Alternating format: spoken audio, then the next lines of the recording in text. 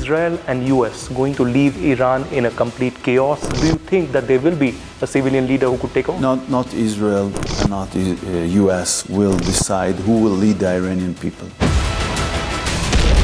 The voices that matter speak first and exclusive to NDTV.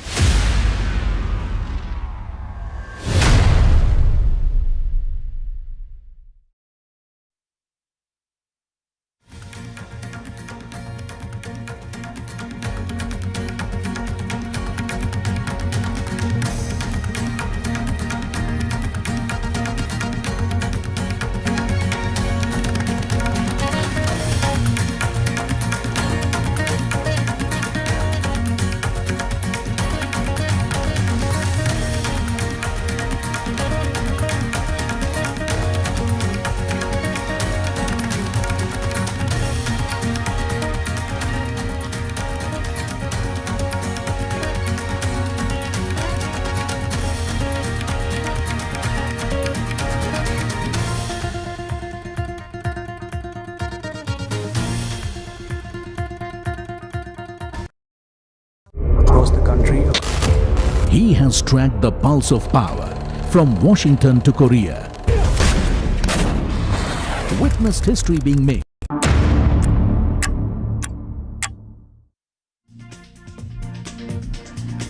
Hello and welcome. You're watching Breaking Ground. I'm Vedika Sood. Happy Holi to all our viewers. Hope it's a happy, joyful and peaceful day for all of you. Our rolling coverage on the Middle East war continues here on NDTV 24/7. As always, we start with the headlines. Iran unleashes fresh attacks on US bases in Middle East after US consulate. Iran attacks US base in Bahrain and Qatar. Iran continues to pound Israel. New wave of ballistic missiles launched by Iran. Israel sounds alert. Hezbollah targets residential area in Israel. Hezbollah's direct hit on house in Israel, 4 injured. Israel hits back with missiles attack on Lebanon. Trump's strategy to escalate war with Iran. US media says Trump open to supporting armed militias in Iran to take on Iran regime. No final decision on providing arms yet. Mojtaba, son of Ayatollah Ali Khamenei, elected Iran's new supreme leader, chosen Khamenei's successor by Iran's assembly of experts.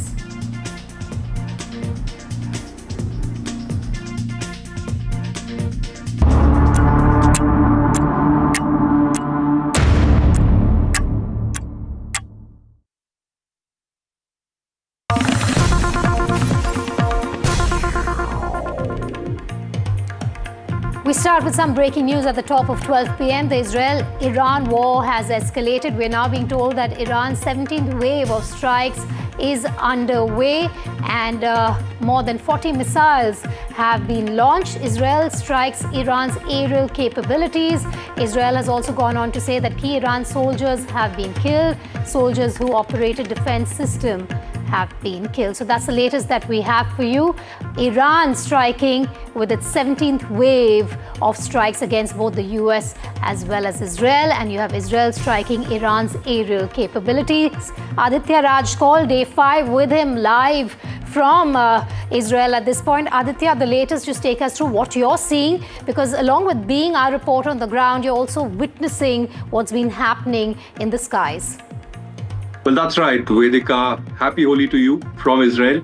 But also, this is an escalating situation all across the Middle East. What we are learning now from the IDF in a new statement, the IDF has claimed that all those soldiers in the Iranian security forces and the Iranian military who were responsible for the air defenses have now been eliminated. What we are learning is that at least 40 missiles were launched and in fact, Israeli strikes have been seen in Tehran and other areas where the air defense batteries were in fact located, and that has been completely devastated. This is the latest that we are picking up from Israel and Iran in the latest turn of events. Israel has hit out at Iranian air defense measures, and all those soldiers responsible for the air defense have been eliminated. This happens just minutes after Iran also launched a barrage of missiles against Israel, but also against the US interests in UAE as well as in Iraq. We have had reports since early morning that the US consulate in Dubai came under attack. Although there were no casualties reported, the parking lot of the US consulate came under attack, in which multiple drones hit the parking lot. Apart from that, the US base in Baghdad also came under attack. There were some infrastructure damage that was reported there as well. This even comes at a time when Israel has now announced just minutes ago that they will be opening the airspace temporarily tonight between the March 4th and March 5th midnight. Temporarily, the airspace and the Ben Gurion airport will be reopened. This is because a lot of Israelis are outside and they will be allowed to come into the Ben Gurion airport. Apart from that, the Tawa crossing between Egypt and Israel has been opened as well. A lot of Israelis who are stranded outside can now utilize the Tawa area in Egypt to directly come via road towards Israel. So that's what the latest we are picking up. Even as situation escalates down on ground, it doesn't seem like there's an end in sight as of now. Mojtaba, the son of Ayatollah Khamenei, yesterday was announced as the next supreme leader, but Israel also attacked one of the areas where that meeting was underway. So there's no clarity whether the top officials of the Iranian regime are alive or they have passed away in the latest attack. But Mojtaba will be the new supreme leader. Will he be allowed? Because what statements Trump and Netanyahu have given, Vedika, that clearly indicate they will not allow the new Iranian regime to take control. Aditya, you're going to stay with me. I also have Yusuf Jalali joining me live from Tehran at the moment. And Aditya, there's a lot to break down with you, be it the successor to Khamenei, the targeting of the top leadership still of Iran. But I'm going to go across to Yusuf right now. Yusuf, let's just start with the situation there in Tehran. We believe that Iran's 17th wave of strikes against US and Israel is underway. What can you share with us on this? Well, of course, Iran has said that it has targeted the US-linked telecommunication and radar systems. And of course, it has also been claiming that it's been launching some strikes, downing American jets flying inside Iran's skies, and of course, in the skies of regional countries. And now we heard that the IRGC has been able to down the fourth American F-15 fighter jet. Of course, we do know that some fighter jets were downed in Kuwait, and Kuwait itself claimed responsibility for the mistake or mishap that led to the downing of those fighter jets. But Iran says that its own military was the one that targeted those F-15 fighter jets. So the Iranians have also absorbed a significant amount of bombardments and of course strikes targeting different military institutions and intelligence institutions and Basij bases. Basij is the paramilitary force that is affiliated with the IRGC, and the Israelis have said that the Basij force is now in their crosshairs, given the fact that it was involved in the suppression and quelling of the protests that erupted recently, the anti-government protests. So if I want to understand from you also where the casualties stand, because of course you will have organizations outside Iran putting an estimate to that figure, but what are you hearing? Well, local outlets are putting the casualties at more than 780 people, the majority being civilians. This is based on Fars News, which is very close to the Iranian government. And of course, Iran has been trying to shed light on the civilian casualties by going to schools. And if we remember, the Iranian Foreign Ministry spokesperson, there's no need actually to remember because it happened yesterday. The Iranian Foreign Ministry spokesperson, Ismail Baghai, held his press briefing session at one of the damaged schools, symbolically to try to send this message to the world that the United States and the Israelis are targeting civilians. And he spoke extensively about the damages and the casualties in Minab school, which is a girls' school which came under attack by the Israeli and the American strikes on the first day of the war and led to more than 120 deaths, all of them being schoolgirls. So Iran has been trying to say that the Americans and the Israelis, while claiming that they're not targeting civilians and they're focusing on Iran's military and intelligence institutions, civilian casualties have been a collateral damage. Hey, do stay with me, both Yusuf as well as Aditya. There is some more breaking news coming in.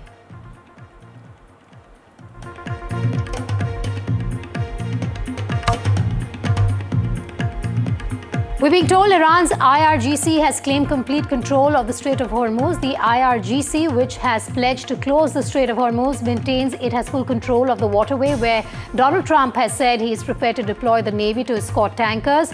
Currently, the Strait of Hormuz is under the complete control of the Islamic Republic's Navy. IRGC Navy official has said in a statement carried by Iran's news agency.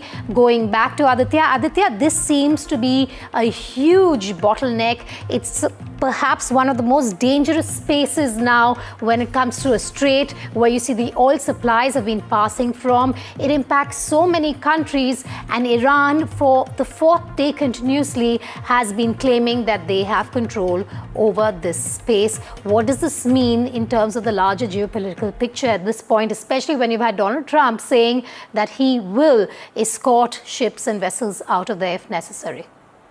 Well, yes, Vedika, this statement has huge ramifications as Strait of Hormuz is utilized for east-west, corridor when it comes to oil transportation. There are vessels that move in the Strait of Hormuz continuously. But let's also remember that this is perhaps the third or the fourth claim that is coming in from the IRGC and the Iranian regime over the last few days. In a latest statement, the IRGC has again taken control of the Strait of Hormuz. At least that is what they are claiming. This comes just hours after US President Donald Trump said that he's prepared to send in the US assets and US vessels and ships towards the Strait of Hormuz to in fact police that entire area against any Iranian threat or Iranian attack. As of now, of course, Strait of Hormuz is the main hub of the east-west oil corridor. For India as well, perhaps 40 to 50% of the oil comes through that particular route, even as Government of India yesterday has maintained that they're fully prepared, and when it comes to oil, they have ample supply that is coming in right now. We've had statements coming in from sources within Russia as well that they are very much prepared to tackle the situation and supply oil to India if the crisis erupts further. But if at all there is a status quo or a standstill to the oil connectivity and shipping during in that particular route, it will be a huge headache for both East and the West as of now. But there's no clarity whether there has been a complete standstill right now. The US naval forces are increasingly moving towards the Strait of Hormuz, and it does seem like what we are witnessing right now on ground in Tehran and other places across Iran, and what we are witnessing across the Middle East in this particular war, could now possibly shift towards Strait of Hormuz and the waters around Iran as well, even as Iran's threat is looming large over the Strait of Hormuz. Still with us, he's still live from Tehran. Yusuf, the Strait of Hormuz, fourth or fifth time you've had Iran come out and say that we have complete control over the area. It seems to be something that they're harping over and over again about. Of course, before the war began, we heard such statements and stark warnings coming from the IRGC and other Iranian military institutions, warning that any attack against Iranian soil would be met with a harsh response, and among those responses would be the closure of the Strait of Hormuz. Not to mention the attacks targeting U.S. bases in the region, and of course the American assets in the region. But now we see that this threat has been fulfilled and materialized. Even if the IRGC is not logistically capable of closing the Strait of Hormuz, even if the United States will escort the ships passing there, it constitutes major risk for the passing ships. It it would lead to some ramifications and repercussions on the global oil market. Already has shown its impacts on the global oil market. But of course, the IRGC is now threatening any passing ship, regardless of whether or not they're being escorted or not being escorted by the American military. They're going to be a legitimate target, especially if they're saying this very much clearly and openly and bluntly. They're saying that if the United States wants to escort those ships, then the United States vessels are also going to be a legitimate target for Iran. With me, Aditya and Yusuf, because I want Vishnu Som, who has really broken it down for our viewers, for you to understand why the Strait of Hormuz is so critical. The Strait of Hormuz, and this is over a period of time, and as you will see on the 28th of February 2026, each of these red arrows show tankers passing through this area. Now this is just 33 kilometers in width. This is Iran, and these are other Gulf nations over here. And so this is what Iran is now blocked off. And so as we move from the 28th to the 1st of March 2026, you will see that there are very few red arrows passing through this area. The red arrows, as I mentioned, are commercial vessels, essentially oil tankers. Just one or two actually go through, and several which attempted were targeted as well. Once this moves to the 2nd of March, again, there is just that one odd tanker which actually moves through.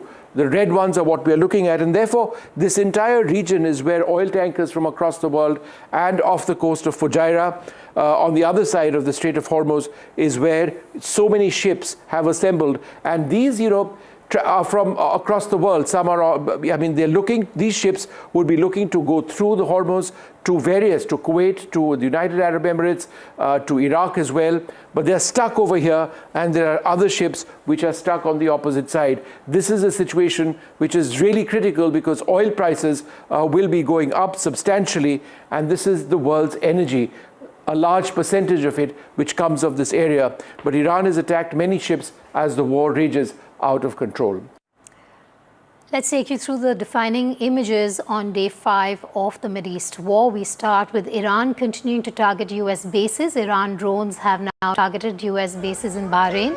The military base in Sakir area has been on their radar and has been targeted.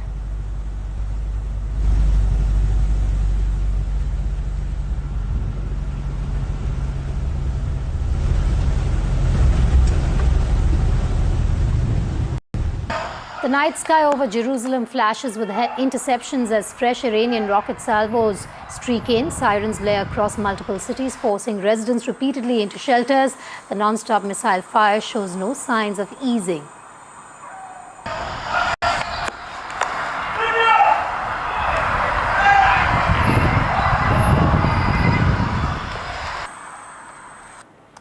Israel confirms strikes on what it calls an Iranian nuclear development facility, including the Min Zidai compound. Tel Aviv says the site was linked to weapons development. The operation signals a direct attempt to cripple Iran's nuclear infrastructure.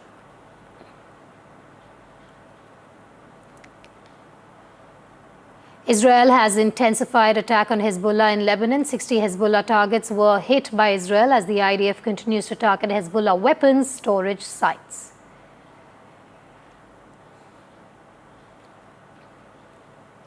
The UK Ministry of Defence releases footage it says shows British F-35 jets intercepting hostile drones over Jordan. The first such combat operation, the jets backed by RAF Typhoons and refueling aircraft were launched after a Shahed drone evaded radar near Akrotiri.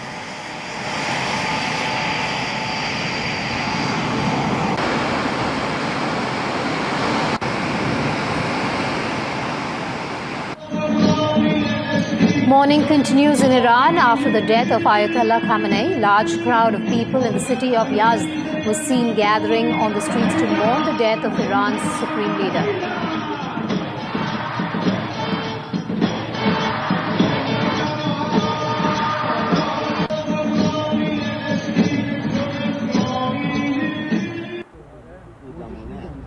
US and Israeli forces attacked Mehrabad airport in Tehran. After the strikes, thick black smoke rose over the city. A passenger plane was destroyed following the US-Israeli attack on the airport.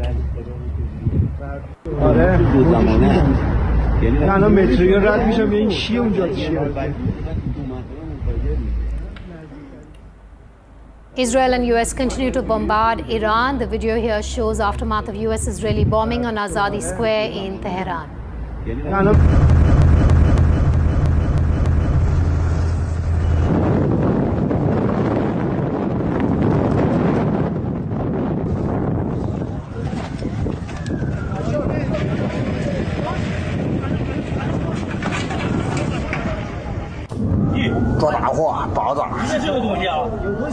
A video has been shared by Iran media showing Chinese workers who captured moments of Iranian missile strikes on targets in the UAE.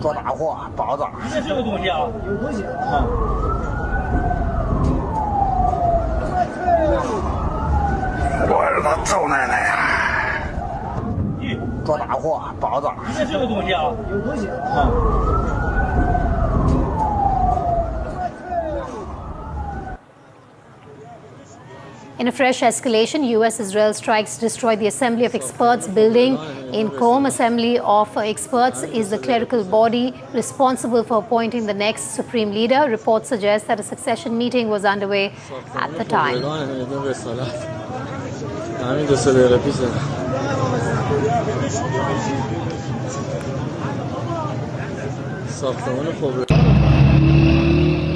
Israel continues to strike the Iranian capital of Tehran. In a fresh wave of strikes, different parts of the Iranian capital were targeted by US-Israeli strikes. Huge plumes of smoke were seen over buildings in Tehran.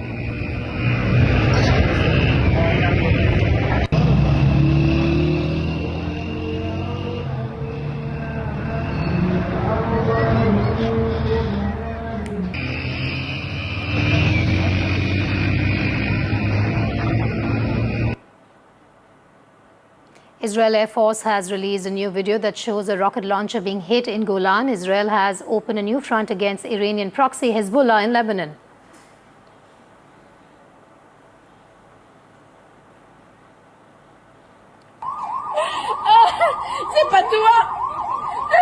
Iran continues to retaliate to Israel's strikes. In a counter-offensive, Iran launched a missile attack on Tel Aviv. Videos showed the aftermath of Iran's missile attack with several cars burning.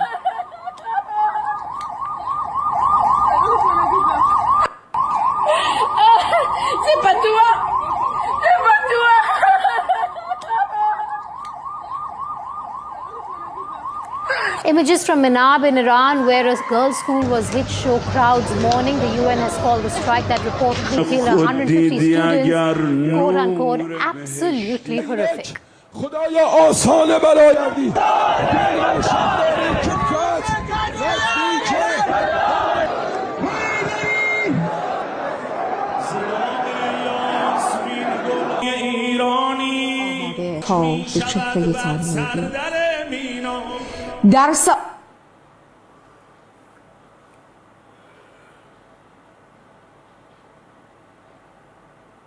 Israel says hundreds of fighter jets have struck hundreds of targets across Iran and Lebanon in the last 24 to 36 hours. The Israeli Air Force claims 300 Iranian missile launchers have been neutralized as waves of strikes continue against ballistic missile arrays and air defense systems. Iran has released footage of Khyber Shekhan missiles that are being used to target US-Israeli targets. These are the same missiles that were used to target Israeli Prime Minister Benjamin Netanyahu's office.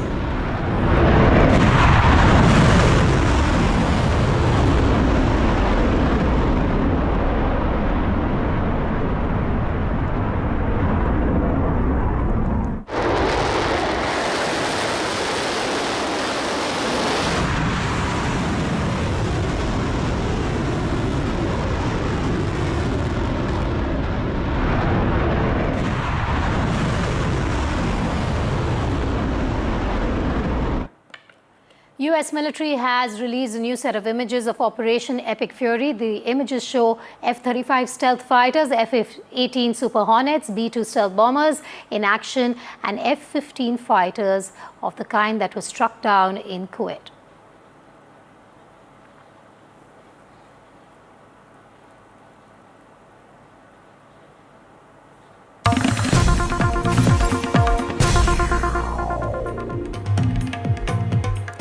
In news just coming in, a large blast sent a cloud of smoke over the morning sky in Beirut on Wednesday. Footage captured showed a large smoke plume rising from the southern Beirut suburb of Harit Harik. Beirut woke up to the sounds of drones whizzing overhead. Yusuf Jalali is still with me. He's live from Tehran. Yusuf, this has been a continued offensive against the Hezbollah by Israel, seen as one of the proxies in this war between Iran and Israel.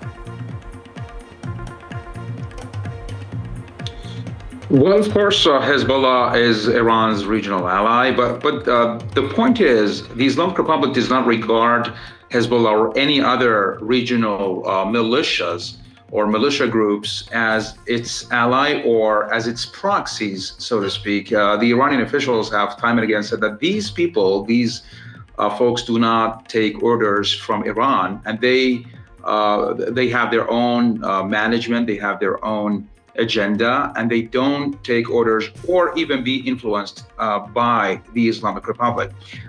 This claim or this line has been repeatedly said on multiple occasions by Iran, especially when it comes to the June war, which we saw that those groups did not participate significantly in trying to help Iran or assist Iran with confronting the Israelis back then. And then following the October 7th attack, Iran tried to stay out of the whole trouble and said that these are not Iran's proxies, neither Hezbollah nor Hamas, nor not even the Houthis in Yemen. So since then, the equation and the dynamics really shifted, and those groups sort of tried to distance themselves from the Islamic Republic. And this time around, you see Hezbollah has been engaged in trying to jump on the wagon and help Iran with confronting Israel. But many experts believe that Hezbollah lacks the infrastructure and the capability logistically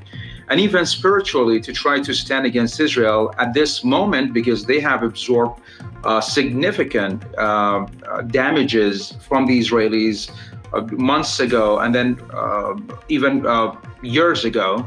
But right now, they're not in the position to try to make trouble for their own nation and for Lebanon in general, to try to engage themselves in a war that is not their own war. Stay with me. Aditya Rajkol also joining me live. Aditya, is the focus on Hezbollah strongholds in Lebanon at this point? Well, yes, there's a multi-pronged approach by Israel, IDF. One, of course, to strike the epicenter in Tehran and other places across Iran. And second, Hezbollah in Lebanon. I completely agree with Yusuf when he says that Hezbollah may not have the capacity or the capability to withstand the kind of strikes that are coming in.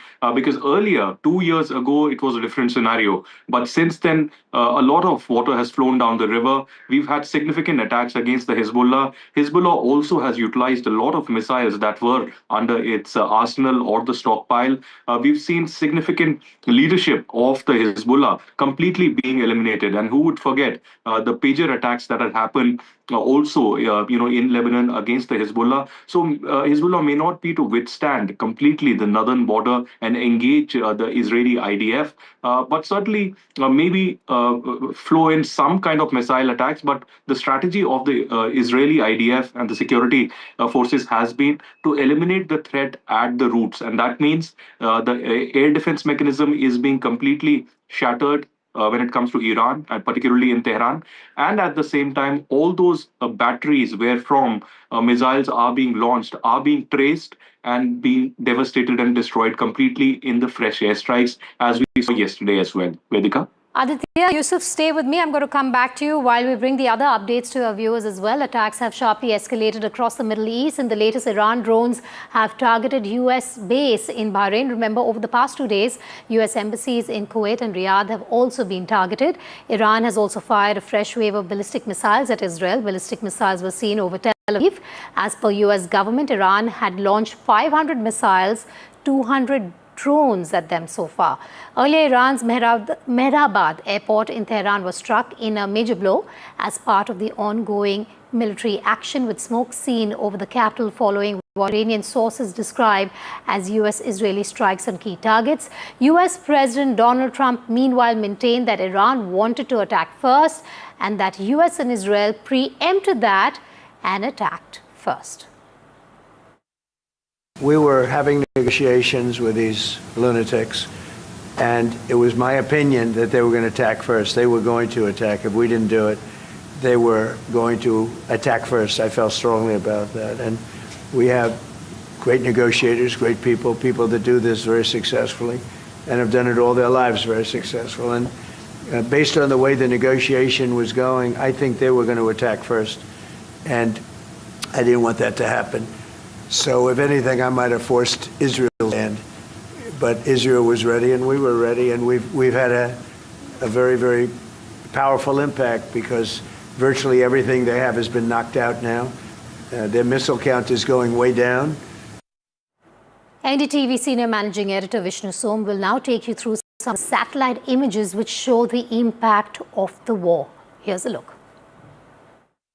Well, the images that we're about to show you now are some of the most stunning satellite imagery we've seen in a long time, and they go a long way in showing the impact of the strikes, whether it's America's coalition partners or on Iran. So if we bring up the first image that you're going to see, this is the Ras Tanura refinery of Aramco in Saudi Arabia. I look at this and I see a couple of drone strikes, and when we're going to be zooming in very shortly to them, this is one area which has been impacted over here, and this is a second area that's been impacted. This is a massive facility, as you can see. Let's move to the next image, which gives you a close-up of what I had pointed out.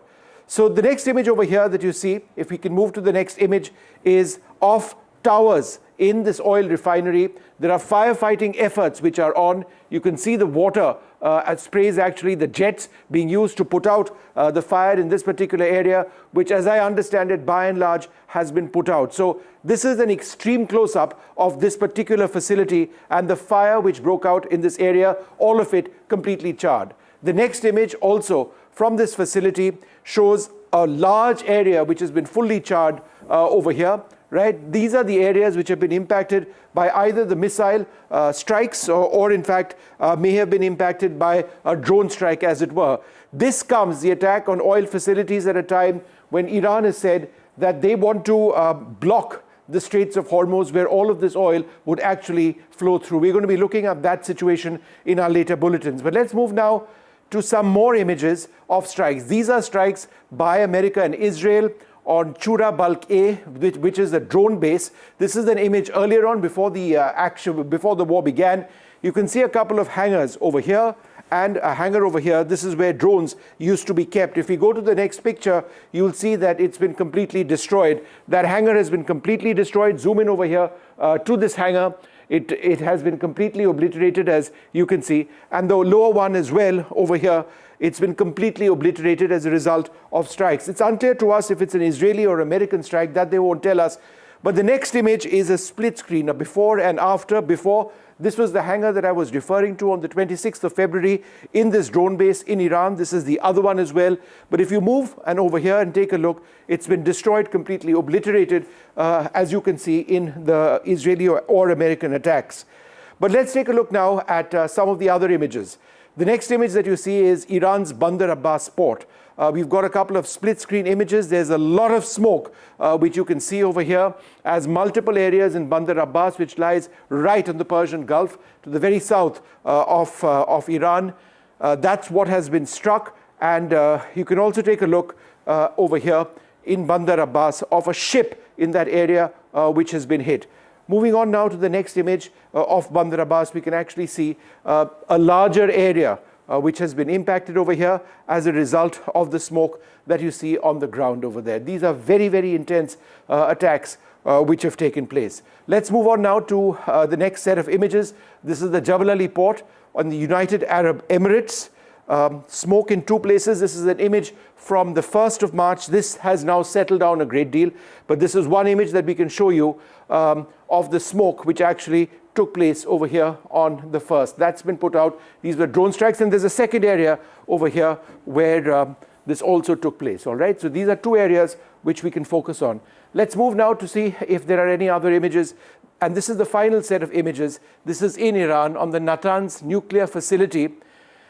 there are blue circles, green circles, and yellow circles, right? Because this is a nuclear facility, one of the primary sites of the Iranians, which has been in use and attacked relentlessly by Israel and America in the past. So the yellow image is what marks damage which was recorded over here in July 2020. So just one primary site over here in July 2020. The blue circles that you see, several blue circles, indicate that it was struck in June 25, and on the 1st and 2nd of March, once these attacks went in, that's marked by the green circle. So two primary sites over here which have completely been destroyed or damaged very, very badly.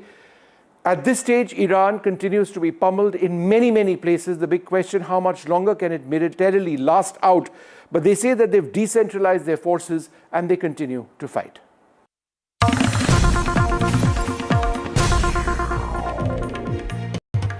News just coming in. The United States of America has told its non-emergency staff in Karachi and Lahore to leave. The U.S. State Department says it has ordered non-emergency personnel assigned to consulates in Pakistan's Karachi and Lahore to leave the country with their families. The U.S. said there is no change to the status of its embassy in the capital, Islamabad. Aditya Raj calls still live with us from Israel.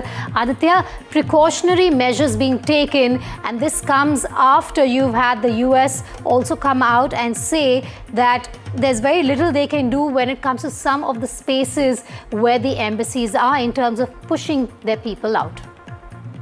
It's a big development coming in, Vedika. This is from Pakistan. This is one country outside the Middle East where trouble has been looming large for the United States. And might I say, this is Trump's favorite country, Pakistan, that we are talking about, where he doesn't seem to have any problem. But now the US Department of State has issued a notification asking the non-emergency staff and their family members to move out and evacuate urgently from the US consulate in Karachi and in Lahore as well. Over the last 3 days, we have seen violent protests in Karachi and Lahore against the US consulate. You would remember that a huge group of protesters violently had attacked the US consulate in Karachi.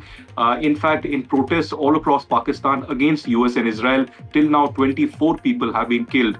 In Karachi alone, where the US Marines were forced to fire towards the protesters, there were 11 protesters at least who had died and more than 100 who were injured in these US Marine firing that had taken place at the US consulate. There's no change as of now in the US embassy in Islamabad. It is being protected and heavy security has been given by the paramilitary and the Pakistani forces out there to the US embassy in Islamabad. But now in Karachi and in Lahore, there is a security crisis for the US, and that's why non-emergency staff and their family members have been asked to evacuate. In Israel as well, there was a notification issued yesterday where the ambassador had clearly said that they are not in a position to ensure the safety of the US diplomats and their family members, and hence the non-emergency staff needs to evacuate. Similar scenes from Qatar, UAE, Kuwait, and Bahrain and other places also where non-emergency, non-essential staff has been asked to move out. This also comes at a time when the Iranian missiles, the ballistic missiles have hit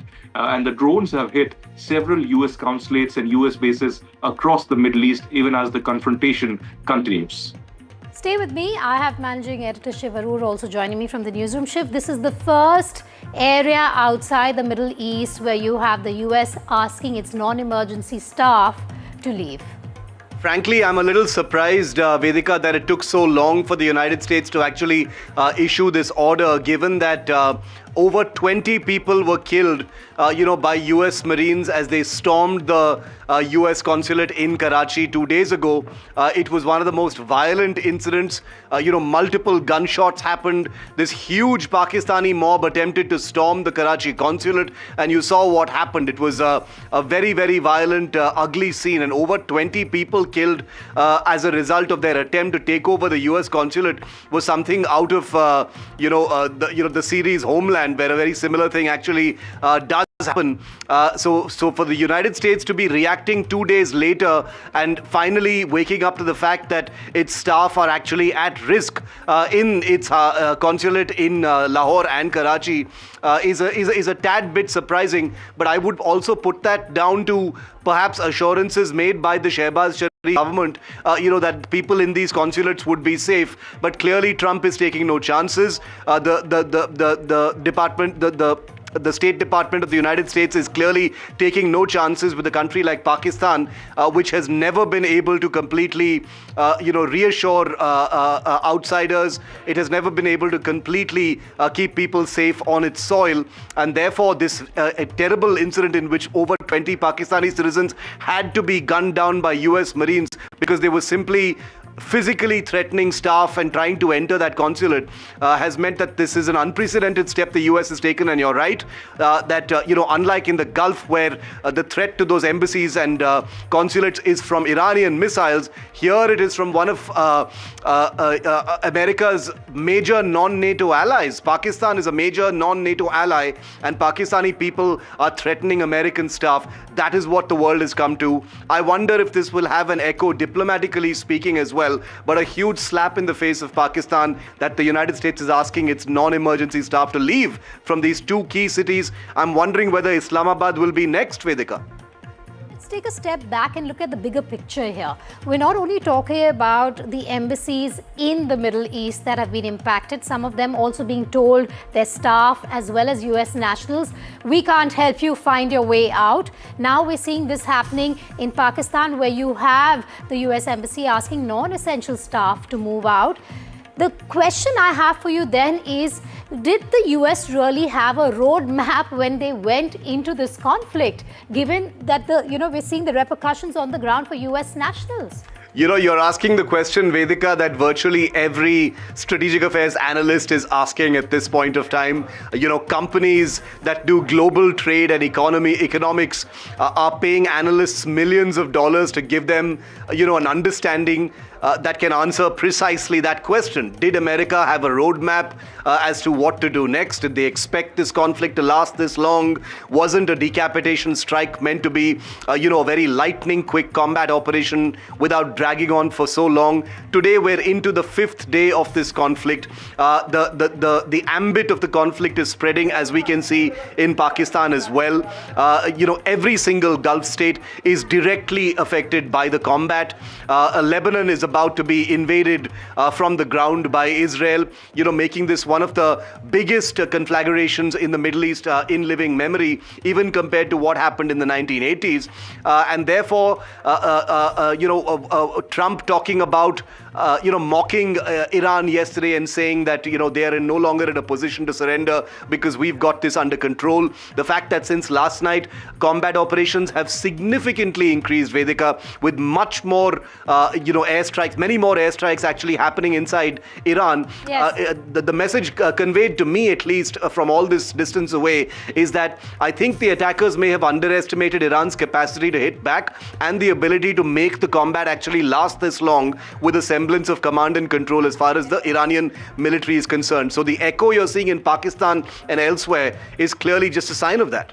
All right, thanks for joining me live there, Shiv and Aditya. Moving on now, an Iranian drone has struck near the US consulate in Dubai, triggering a security scare in the Gulf. According to US Secretary of State Marco Rubio, a Shahid 136 drone slammed into a parking lot adjacent to the consulate building yesterday, sparking a small fire. Rubio confirmed that all US personnel are accounted for.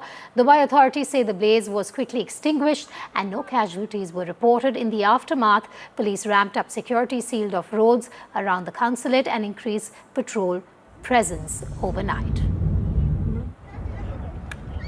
Abhishek Sengupta now joins me live from Dubai. Abhishek, thanks for being here on Breaking Ground. I want to understand from you the situation as we speak. I've just given our viewers a brief on the latest in terms of the fire at the US consulate. We know that's under control and it was adjacent to the consulate. But what are you hearing from the regime at this point?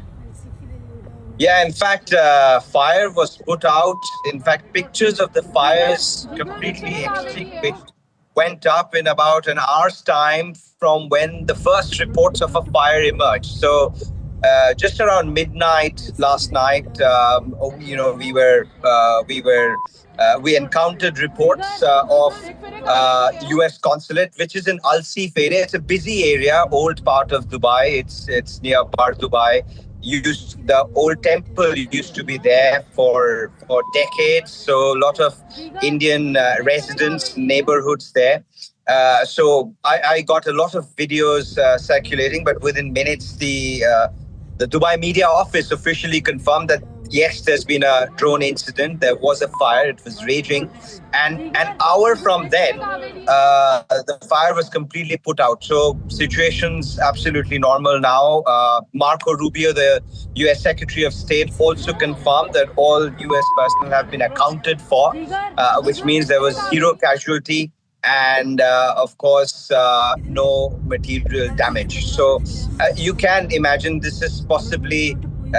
of course, this has sent a lot of ripples down the ecosystem. I mean, people are responding to that, but yeah, there's been no casualty or damage. Abhishek, stay safe. Thanks for joining me live here on Breaking Ground. We'll keep coming back to you for further updates. But on that note, we're going to slip into a short break. News and updates will continue here on Breaking Ground in moments from now. Stay tuned.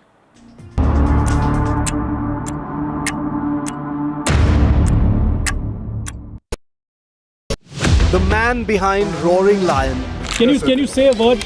Israel's warfighter prime minister on NDTV. I spoke to our great friend, Prime Minister Narendra Modi. Spoke to him at length yesterday. Thanked him for his standing with Israel, standing for the truth, and for the enormous friendship of the people of India. They are much admired and loved in Israel. And I won't get into the details of the conversation, but I've spoken to him and I've spoken to many other leaders in the region and beyond. Thank you. First word since he declared war on Iran. Just behind me, Prime Minister Benjamin Netanyahu. An NDTV world exclusive to Aditya Raj called Benjamin Netanyahu on NDTV. In a month that moved markets, shifted diplomacy, affect the entire world, and stirred political battlegrounds, India chose its news carefully. NDTV India and NDTV 24/7, #1 on YouTube. NDTV Network, streaming India's trust, leading India's conversations. From 1983 to now, I have seen cricket evolve, but the mindset to win never changed. I tell you that what win matches and what doesn't. This T20 World Cup, let's talk cricket, controversies and more on NDTV. straight from the heart of the newsroom to the core of the stories shaping your world. Join me, Gargi Raut, as I track all the developments as they break. Live from the NDTV newsroom, weekdays at 4 p.m.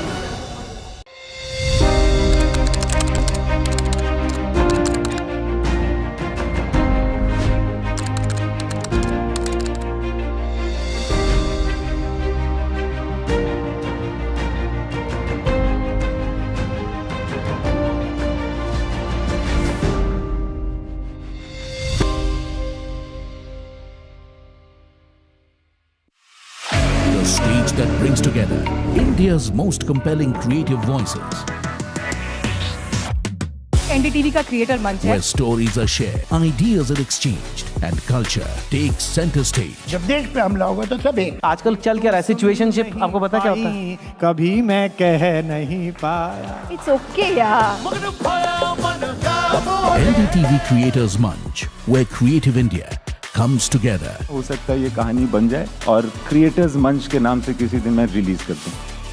2 powerful days, 14th-15th March, Sundar Nursery, New Delhi.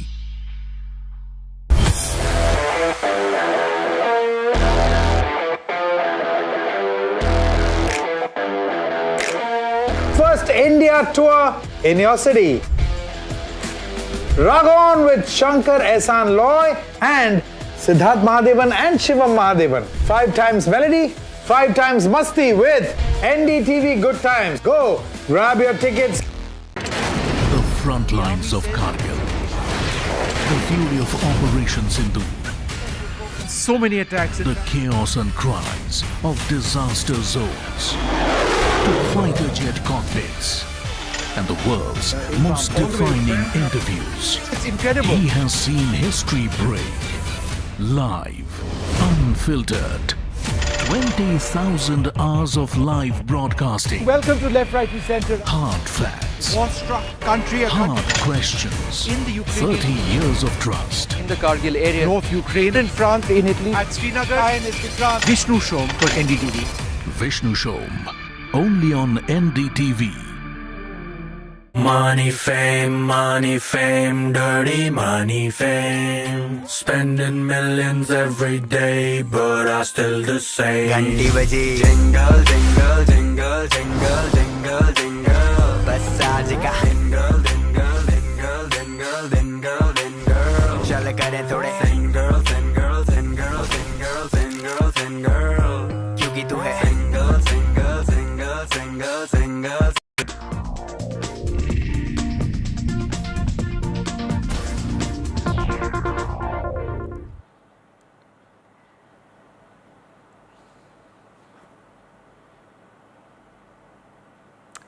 Welcome back. Mojtaba Khamenei is now at the center of power in Tehran. Reports say Iran's Assembly of Experts have elected Mojtaba Khamenei as the country's new supreme leader, succeeding his father, Ayatollah Ali Khamenei, who was killed on the 28th of last month. The move marks a dramatic and historic transition in the Islamic Republic. Mojtaba, the second son of Ali Khamenei, is widely seen as a powerful figure behind the scenes in his father's office. He is believed to have close ties with the IRGC and is known for his hardline conservative views. He holds the clerical rank and below the full status of Ayatollah, making his elevation both politically and religiously significant. Let's just tell you more about the man there that we've been speaking about. All you need to know about Hosseini, Mojtaba Hosseini, the second eldest son of Iran's late supreme leader Ali Khamenei, was born in Mashhad in the year 1969 and came of age during the upheaval of the 1979 Islamic Revolution. He studied in Qom's religious seminaries but has not attained the rank of Ayatollah, and his early years included service in the Habib Battalion during the Iran-Iraq War. Though he was never held elected in office, he is regarded as a powerful gatekeeper within the Supreme Leader's office with strong ties to the IRGC. Now, let's tell you more about him. The United States sanctioned him in the year 2019, accusing him of wielding influence without accountability, while reformists allege his involvement in election manipulation and support for security crackdowns. Reports also suggest he is linked to extensive global investment and property networks. His prominence raises speculation about a rare father-to-son transfer of power in the Islamic Republic, a possibility that underscores his controversial yet central role in Iran's political landscape. Now, the exiled Crown Prince of Iran, Reza Pahlavi, has been making numerous statements since the chaos broke out in Iran with the bazaar protests. As Iran gets a new supreme leader after the killing of Khamenei, here's what the US President had to say on the exiled Crown Prince of Iran and his prospects in potentially running the country. I guess some people like him, and we haven't been thinking about too much about that. It would seem to me that somebody from within maybe would be more appropriate. I've said that.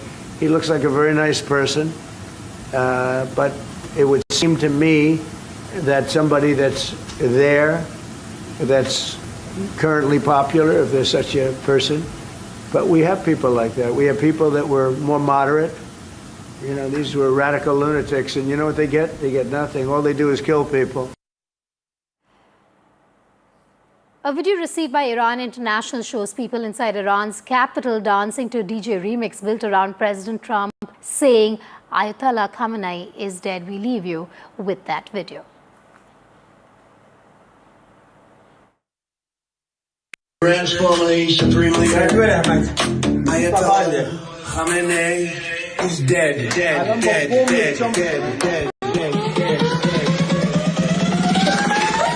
Ayatollah Khamenei is dead.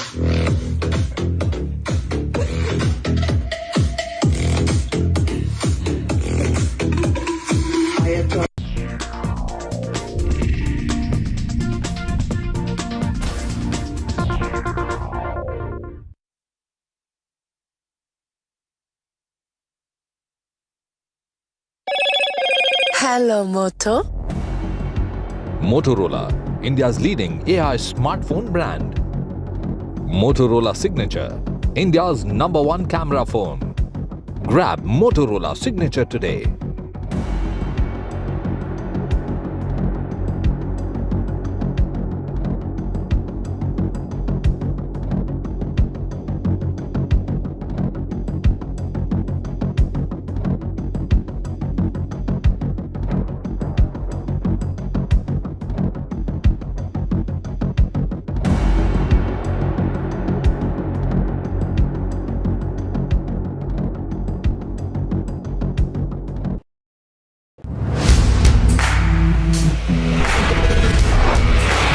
Alright team, our new order show is ready. Now we need a promo. Something cool, something sharp. Well, I'm sure we'll be having outstanding reviews, solid suggestions, expert advice, the latest trends. It's a lot simpler. We'll help people make the right auto decisions. It's got the cool stuff, geeky stuff, serious stuff, all of it, so that you can discover, decide and drive. I'm Siddharth Sharma and I am your Automate.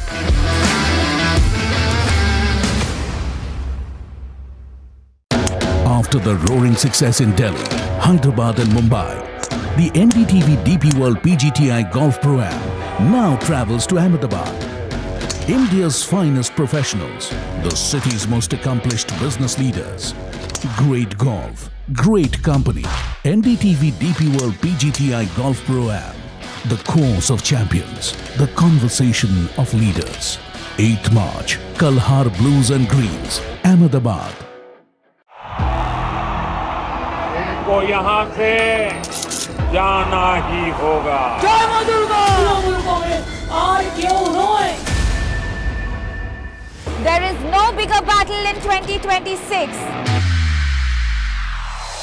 And nobody has reported Bengal like I have. Buckle up for an unforgettable election thriller. Will the BJP breach Mamta's fortress? TMC जावे, BJP आसपे. Can Didi fight off her life's biggest challenge? BJP double engine সরকার এই লড়াই বাঁচতে হবে। Battleground Bengal with Manogya Loiwal.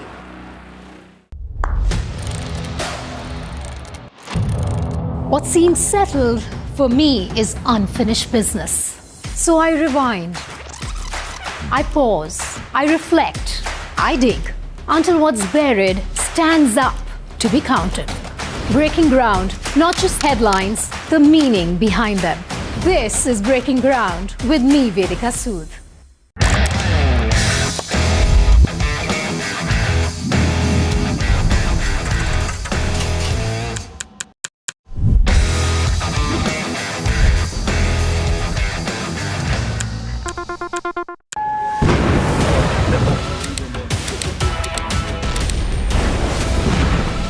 West Asia at war.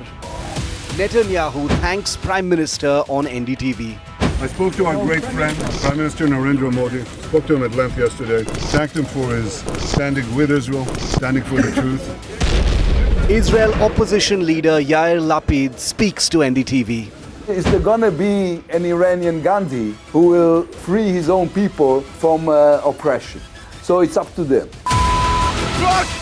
Israel Foreign Minister Gideon Saar on NDTV. Israel and US going to leave Iran in a complete chaos? Do you think that there will be a civilian leader who could take over? Not Israel and not the US will decide who will lead the Iranian people. The voices that matter speak first and exclusive to NDTV.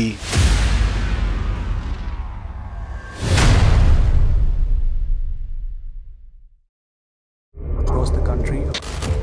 He has tracked the pulse of power from Washington to Korea. Witnessed history being made in global capitals and conflict zones. Brought clarity to complex issues of national security and international affairs. Aditya Raj Kaul, covering international affairs like no one else. Only on NDTV network. The man behind Roaring Lion. Can you say a word? Israel's warfighter prime minister on NDTV. I spoke to our great friend, Prime Minister Narendra Modi. Spoke to him at length yesterday. Thanked him for his standing with Israel, standing for the truth.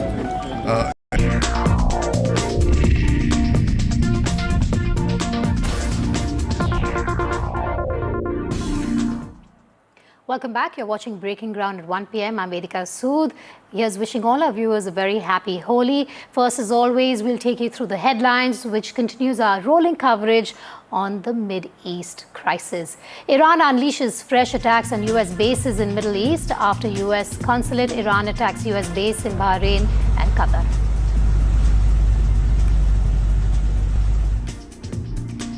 Iran continues to pound Israel. New wave of ballistic missiles launched by Iran. Israel sounds alert.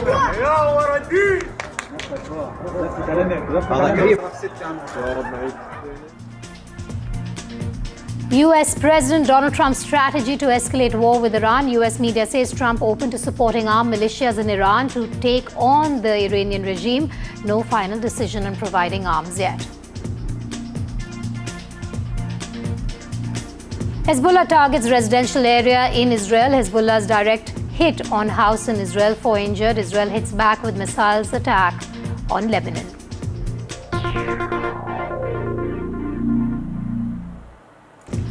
Mojtaba, son of Khamenei, elected Iran's new supreme leader, chosen Khamenei's successor by Iran's assembly of experts.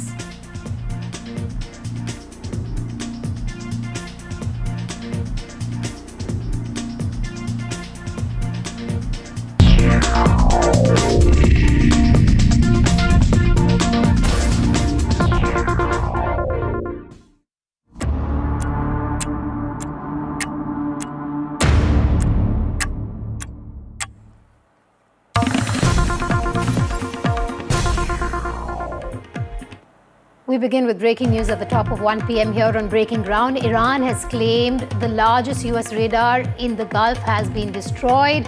That's the latest that we have for you, that Iran has claimed it's destroyed a $1.1 billion U.S.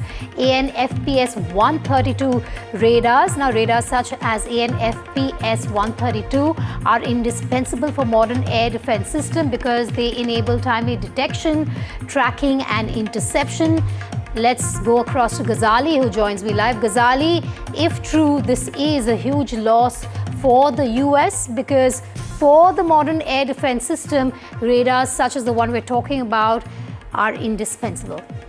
Yeah, certainly that is also a big concern for the Middle Eastern countries because they all allowed US to develop its base there, thinking that perhaps they will be safe in times of conflict. And that entire raison d'etre, that why they allowed US to develop its base, seems to have now busted. As you rightly pointed out, this entire invincibility of US air defense or Israeli air defense getting busted by Iran is a clear reality. And some of the Gulf rulers in private conversations, as reported by the Western media, have also lamented that they have been dragged into this war.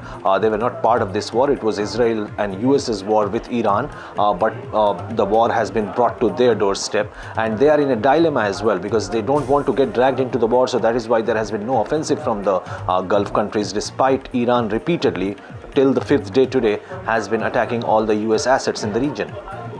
Ali, thanks for joining me live there. That's the latest that we have for you, that an US early warning system seems to be hit. Ghazali reporting there from the newsroom. Let's take you through some of the defining images that show you the widespread impact both in Israel as well as Iran and the larger Gulf region. Huge plume of smoke seen in Beirut's skyline as Israel continues to pound Lebanon, targeting the Hezbollah. Beirut woke up to sounds of drones targeting the city.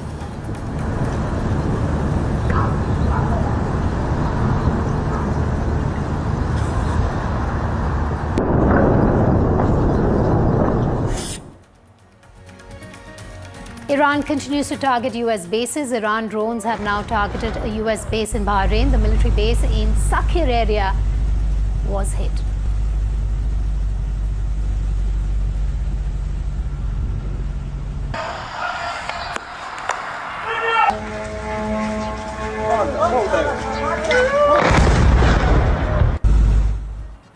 The night sky over Jerusalem flashes with interceptions as fresh Iranian rocket salvos streak in. Sirens blare across multiple cities, forcing residents repeatedly into shelters. The non-stop missile fire shows no signals of easing as tensions intensify.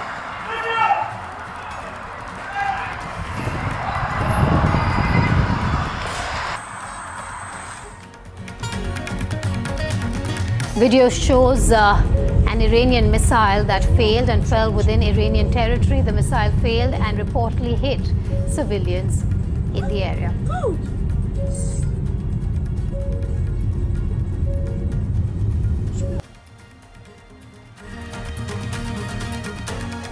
Israel confirms strikes on what it calls an Iranian nuclear development facility, including the Minzadai compound. Tel Aviv says the site was linked to weapons development. The operation signals a direct attempt to cripple Iran's nuclear infrastructure.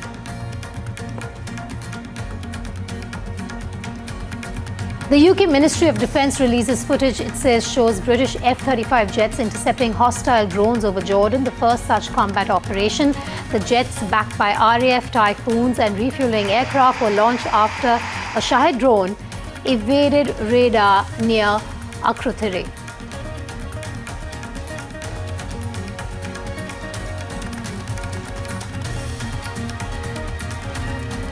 Mourning continues in Iran over the death of Khamenei. Large crowds of people in the city of Yazd were seen gathering on the streets to mourn the death of Iran's supreme leader.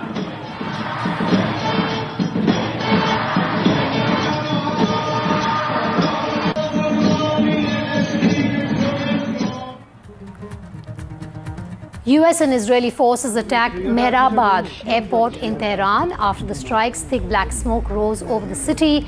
A passenger plane was destroyed following the US-Israeli attack on that airport.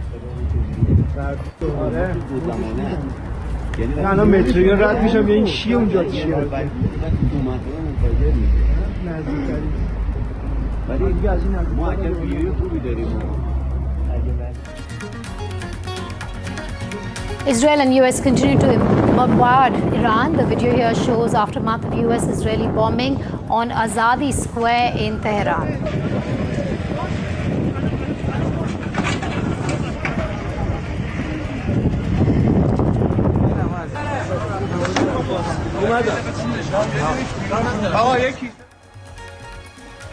A video has been shared by Iran media showing Chinese workers who captured moments of Iranian missile strikes on targets in the UAE.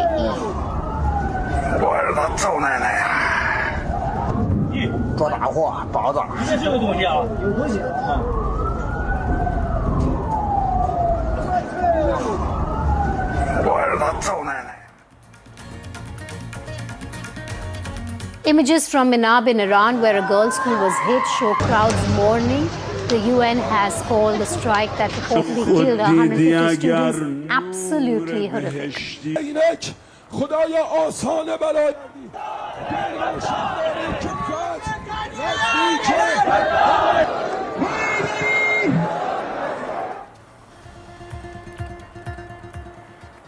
Iran has released footage of Khyber Shekhan missiles that are being used to target US-Israeli targets. These are the same missiles that were used to target Israeli Prime Minister Benjamin Netanyahu's office.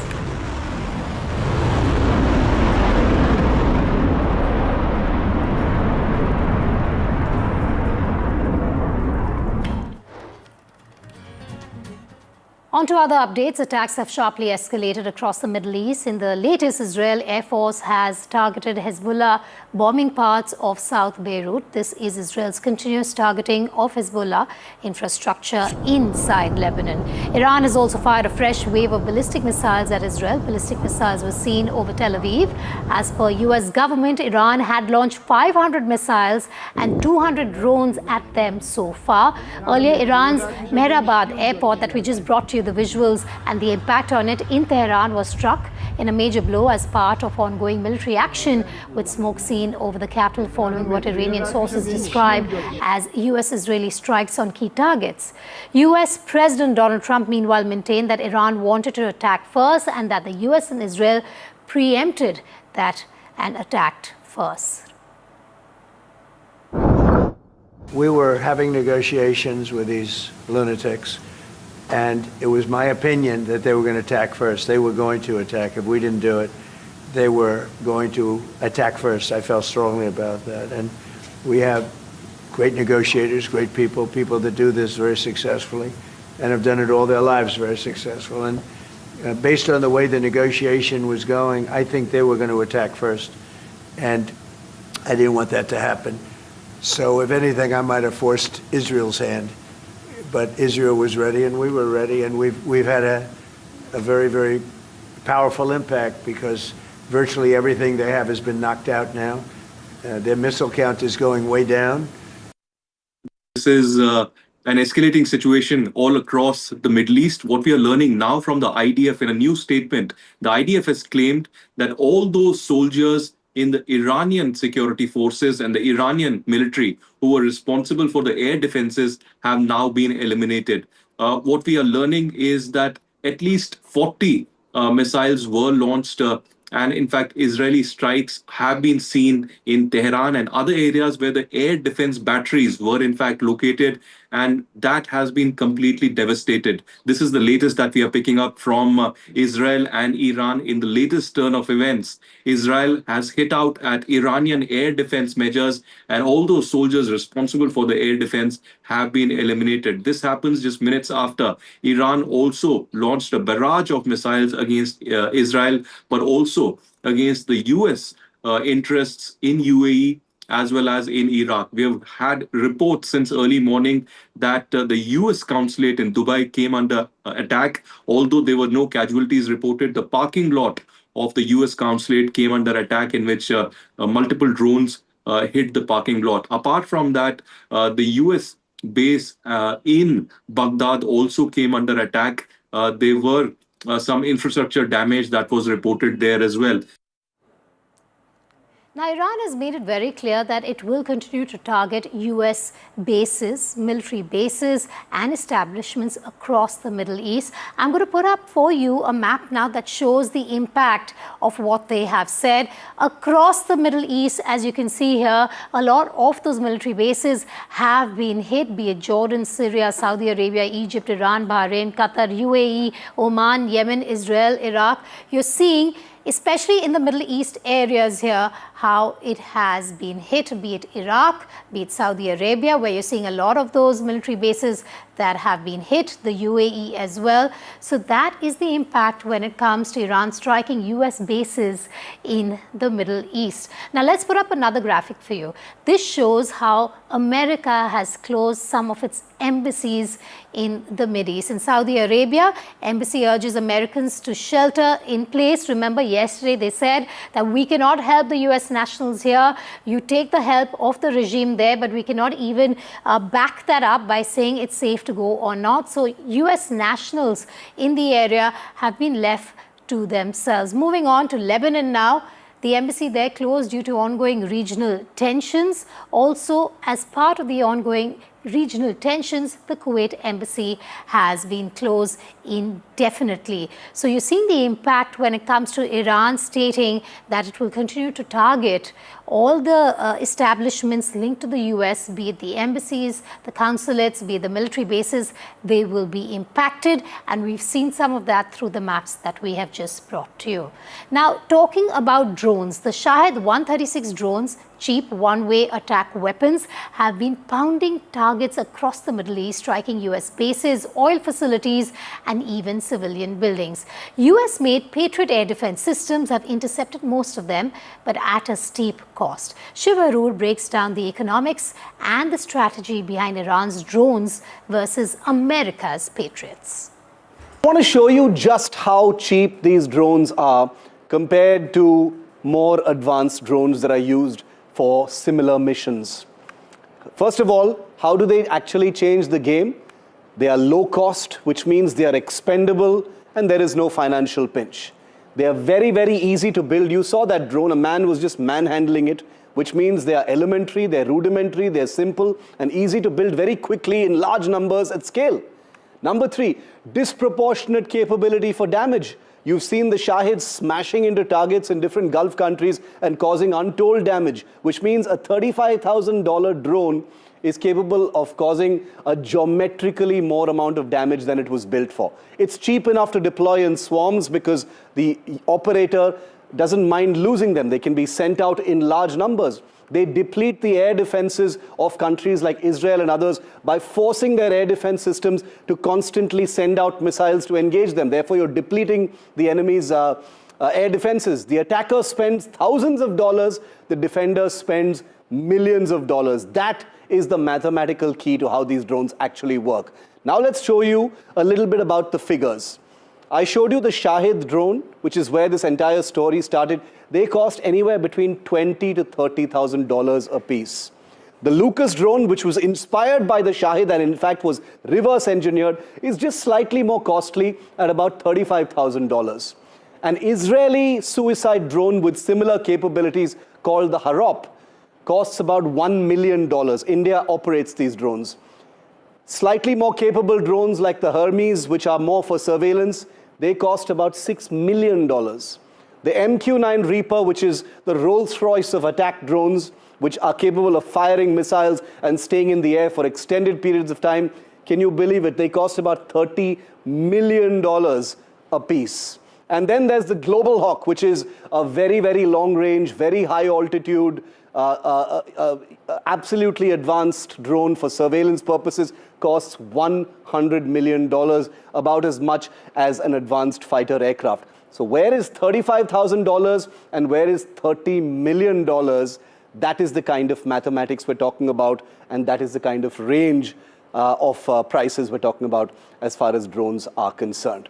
Now, a dirt cheap drone versus $1 million interceptor. I want you to think about this arithmetic as well, my friends. The cost of one Shahed drone or one Lucas drone is about $20,000 to $35,000, okay? The cost of one interceptor missile, one single interceptor missile that Israel or any other country will be forced to fire in order to intercept such a drone, costs anywhere between $1 million to $4 million. So you're firing a drone that costs about $20,000 and you're forcing your enemy to fire something as much as $4 million just to bring that down. The cost exchange ratio is 1:100 in favor of the attacker, and that is the advantage of such a drone. Iran's drone stockpile right now of Shahed drones is understood to be in the region of 80,000. Just think about that figure, 80,000 of those drones. The production capacity, 500 drones a month. Iran can fire 2,500 Shahed drones a day for the next 30 days if it has to, just to exhaust its existing stockpile. These are, of course, numbers that may come into question depending on the attacks that continue against Iran, but these are just some numbers to think about at this point of time. Operation Epic Fury, a sweeping military strike on Iran following the collapse of nuclear negotiations, was ordered by the US President Donald Trump on Saturday. But what led to the dramatic escalation? We break that down for you here on NDTV. A gripping timeline of decisions and drama that led to Operation Epic Fury, the US strike against Iran. This is how it all unfolded in a matter of a few hours. I'm not happy with the fact that they're not willing to give us what we have to have. US President Donald Trump exits the White House, visibly frustrated by stalled nuclear negotiations with Tehran.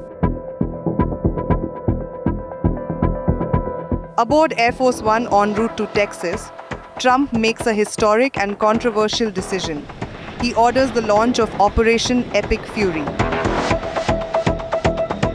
Landing in Texas, Trump briefly fields questions but declines to confirm the strike order publicly. The world begins to sense something monumental is unfolding. Fast forward 9 hours. US forces, alongside Israeli allies, execute coordinated attacks across Iran. Bombs rain down across air, land, and sea. A vast military operation underway. On social media, Trump sends shockwaves across the globe as he announces that Iran's supreme leader Ayatollah Ali Khamenei has been killed. Iran's formerly supreme leader, Ayatollah Khamenei is dead. Signaling one of the sharpest turns in Middle East's history. These rapid decisions and military actions have reshaped a volatile region, sparking international debate and escalating tensions that have put the whole region on the brink of war. Bureau Report, NDTV.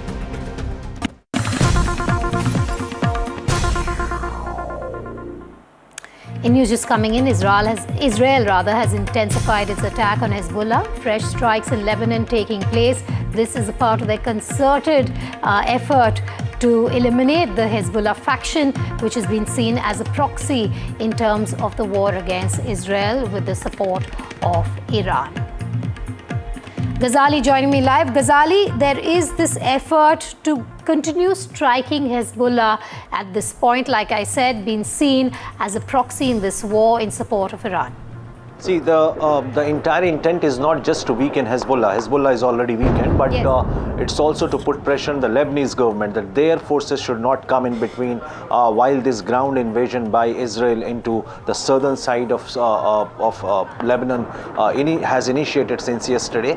So there are a lot of civilian casualties which is happening, and attacks are not just happening on the outskirts of Beirut, but it is happening in the city center areas, in the civilian areas. Yesterday also multi-story buildings and many multi-story buildings have come down crashing after aerial strikes by Israel. So it's like Israel is going all out against Hezbollah. Anything remotely even linked to Hezbollah, the financial institutions or any other center which has any link with Hezbollah has come under attack, but it is also taking down a lot of innocent human lives as well.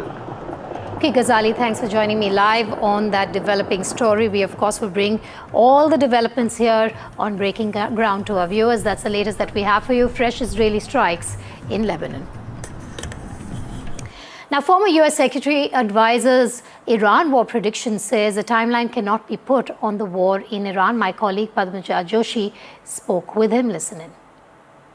The first question is naturally about how long do you think at this point this war is going to last? It was initially reported that this would be a quick in and out decapitation operation. Now we're in day 4.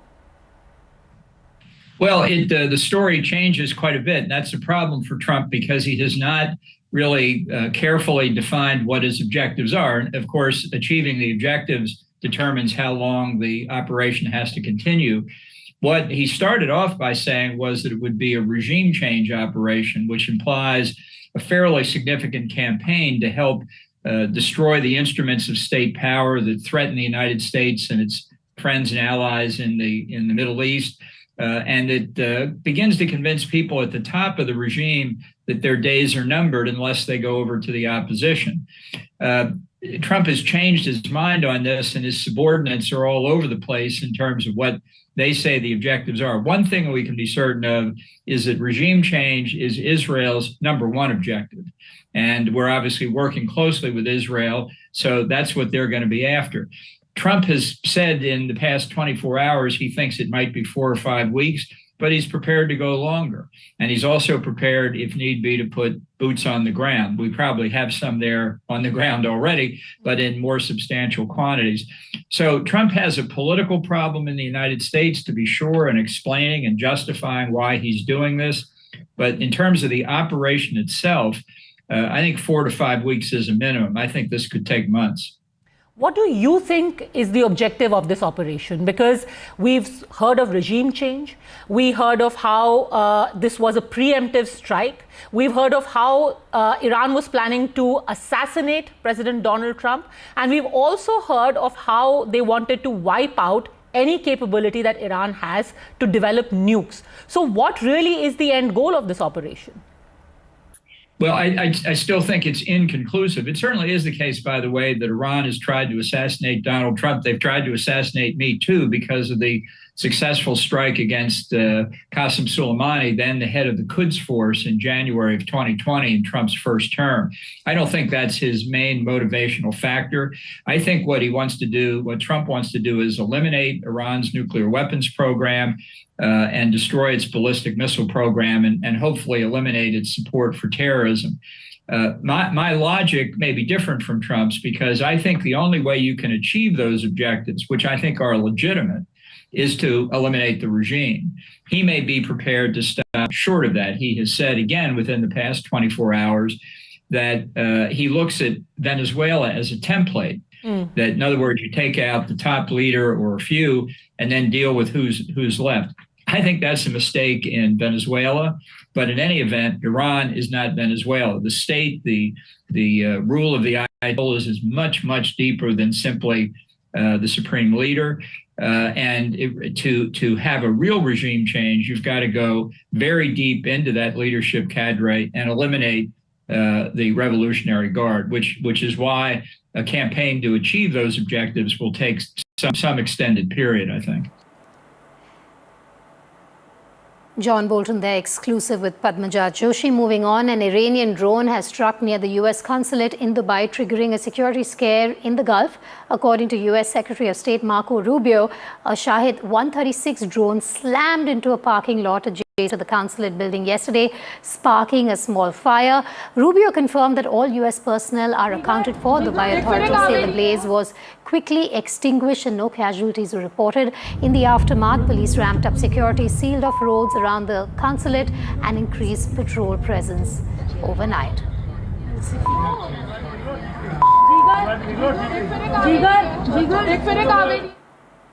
I have live with me Anjana Sarkar from Abu Dhabi. Anjana, thanks for joining me live at this point. We've just heard from our folks in Dubai about what happened near the U.S. consulate. From you, I want to understand the aftermath of it all. Tell us more about the flights in the area. Are they taking off or not? The mood in the region at this point, because even while you do have people walking on the streets, that sense of nervousness remains, especially after what we're seeing on our screens from last night. Thank you for having me. Yes, we did have a strike on the U.S. consulate, as was confirmed by the U.S. authorities and also by the UAE authorities. There was a fire, basically. I think the target, the debris fell near a parking lot, which is very close to the building. And the consulate building in Dubai is somewhere in an urban area. So the roads around the place, around the building, has been sealed off. And there's definitely something that we have to look into is Iran had 2 days ago said they will continue attacking the U.S. targets, the U.S. assets in the Gulf region. And we saw the strike at the U.S. embassy in Riyadh. And now the very next day, we see this here at the consulate. So Iran is definitely escalating the strikes, the U.S. assets. And if you ask me about the worry in the region, of course, this is one of the safest country. And on 4th consecutive days, when these strikes keep happening, and these are indiscriminate strikes, I must say, into the urban areas, into the economic and tourist hub of the UAE. But one thing I want to tell your audience through this live is, when it comes to these escalations, there are two major fears for the people residing in the UAE. And those two fears have been clearly categorically allayed by the UAE authorities. So I will tell you these two fears. One is definitely, if these escalations continue, if these aerial threats continue, how long can the country defend itself? That's a question a lot of people were asking, debating. So yesterday, the top authorities of the UAE said UAE possess enough multi-layered dynamic air defense systems that can sustain this defense, and they can do it even if Iran continues this indefinitely. So that is allaying this fear and nervousness. The second fear is definitely how we will feed the population here in the UAE, because this is a country which is totally dependent on imports for food items. And that also the UAE has said, because, there could be panic buying. People were discussing about, should we be stocking up food? But the UAE authorities have clearly said that they have enough. The supplies are steady, and they have enough to last for at least 4 to 6 months. All right. So I think in that sense, there is no panic, there is no anxiety or fear in the UAE. Anjana, thanks for joining me live there from Abu Dhabi. We'll keep coming back to you for more. But now I'm also joined by Raja Karthikeya. He's an expert on Iran. Thank you for joining me here on Breaking Ground, Raja. You've spent years inside Iran's political and security ecosystem and were there during the 2025 war, if I'm not mistaken. From your understanding of the regime's power structure, how stable is the system right now after the killing of Khamenei, and who really is in control of the decision-making in Tehran, Raja? Thank you for having me on the show, Vedika. Iran has, since 1979, the Islamic Republic has a fairly robust structure. It has a very strong state apparatus. There are at least 4 parts of the state. There is the part of the state that is made up of clerics, and then there is a part of the state that consists of the parliament, and then there is the IRGC, the Revolutionary Guard. And then there is the state apparatus that consists of bureaucrats, highly qualified technocrats. Now, as far as the power structure is concerned, on the top certainly is the clerical system, and that's where you have 2 bodies. One is called the Assembly of Experts, which only meets every once in a while, and they're responsible for selecting a new supreme leader, and they also have the power to impeach a supreme leader. So right now, the idea is to reconvene an Assembly of Experts in order to select a new supreme leader after the death of Ayatollah Ali Khamenei. In the interim, there is a transition council, as you have seen, which, as per the Iranian constitution, it consists of the president, the chief justice, and a senior member of the Guardian Council. And this is the other major clerical body. The Guardian Council effectively works as the upper house of parliament. They check whether every law passed by parliament is in adherence to the form of Sharia that is practiced in Iran, and they are quite influential. So one of the senior most clerics, that is Ayatollah Arifi, actually, he is part of this transition council. So this transition council is governing Iran while... Yes, Raja, do stay with me for a moment, because I want to come back to you in a moment from now, even on Mojtaba Khamenei, who is now the center of power in Tehran. Reports say Iran's Assembly of Experts have elected Mojtaba Khamenei as the country's new supreme leader, succeeding his father, Ayatollah Ali Khamenei, who was killed last month on the 28th of February. The move marks a dramatic and historic transition in the Islamic Republic. Mojtaba Khamenei, the second son of Khamenei, is widely seen as a powerful figure behind the scenes. In his father's office, he is believed to be to have and enjoy close ties with the Islamic Revolutionary Guard Corps, and is known for his hardline conservative views. He holds a clerical rank below the full status of Ayatollah, making his elevation both politically and religiously significant. Iran now enters a new chapter with power staying firmly within the Khamenei family. Raja, coming back to you, let's just talk about the man that I have just told our viewers more about in this case. I want to understand from you how symbolic, how significant is this power passing on from the father to the son? Frankly, I'm not so sure. I mean, I understand this succession, has been endorsed by the Assembly of Experts. I'm not sure how popular it will be, even among the clergy, because there were multiple candidates for the role of the supreme leader. There was also, for example, the former president Raisi, who was killed in an air crash in 2024, was also considered a candidate. Now, there are a few members from the Guardian Council who are also talked about as candidates. The role of the supreme leader of the Iranian revolution, that's the full title of this particular role.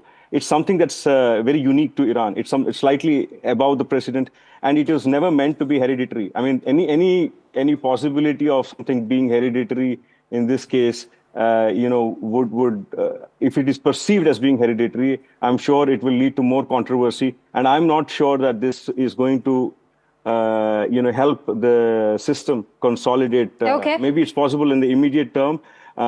Despite people grumbling, they rally around him. But I'm sure there will be a lot of grumbling right now.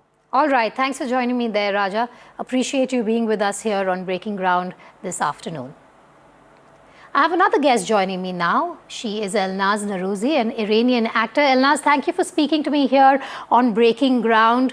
There's so much happening in Iran right now. You were born in Iran and lived there as a child, if I'm not mistaken. Have you been speaking to your friends, perhaps your family within Iran right now? What's the sense you're getting of the mood there while this conflict has entered day 5?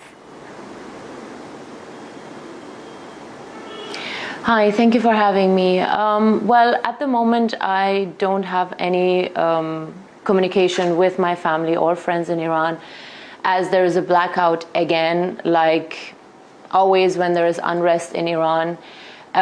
We do know that we were told to stay at home and not go out so that all the civilians are safe. That's what President Trump has said, and that's what our Crown Prince Reza Pahlavi has said, for everybody to be inside their homes because that's where they're safe.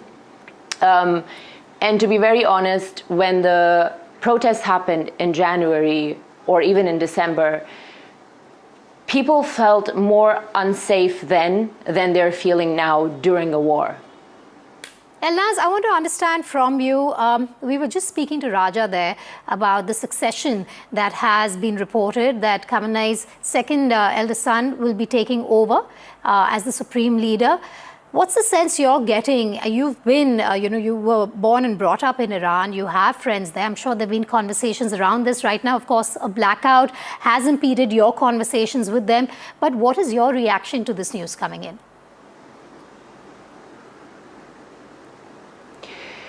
See, just like always in the past 47 years, there are people coming into power that the Iranian people have not chosen. The same happened with Ali Khamenei. Now there is another supreme leader coming that nobody has chosen.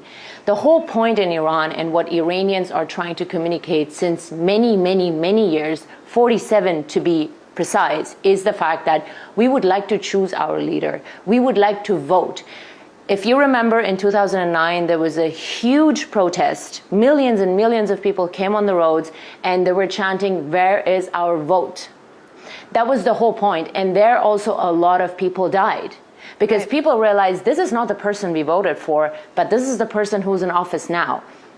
So this has been going on for 47 years, and now they're choosing another supreme leader again.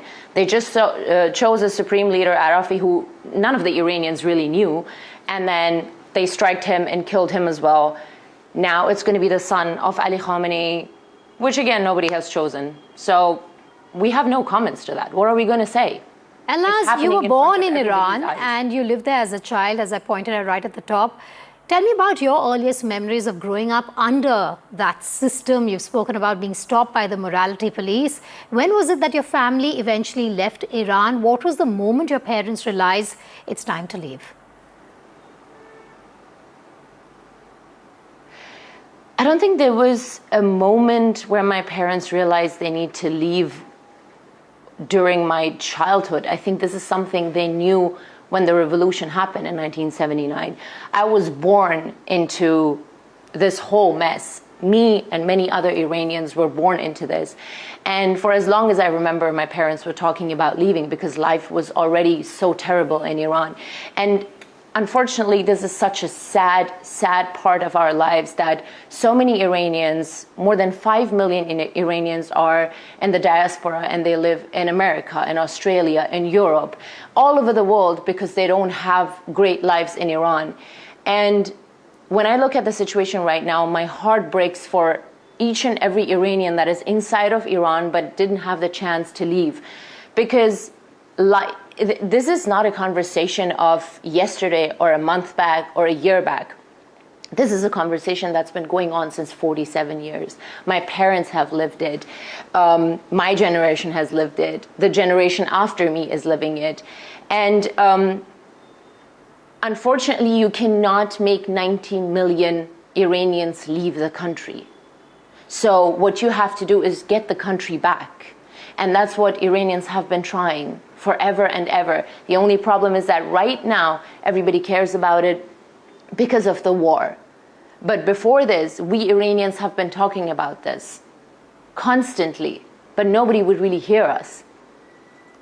Before I let you go, what would your message be to fellow Iranians, those who are held in the midst of this conflict within the country?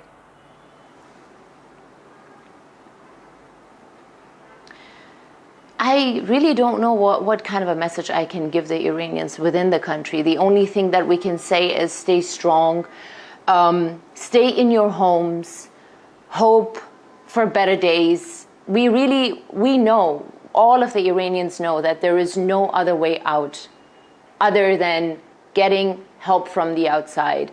For many, many years, people go on the roads, protest. Every 1 or 2 years, there are big protests. The regime retaliates with killing the innocent civilians. So the civilians go back into their homes, go back to the normal lives that they have, the normal lives where they have to literally take loans to buy eggs, where they have no jobs, no work, no future. All we can say is we hope that the world wakes up and understands that we need help because we're empty-handed. Elnaz, thank you for speaking to me here on Breaking Ground. Of course, this is a difficult moment for you as well as fellow Iranians, not only inside Iran at this point, but across the world. Thank you once again for taking time out to speak to us on this Mideast crisis. Submit to a short break. News and updates will continue in moments from now here on Breaking Ground. Stay tuned.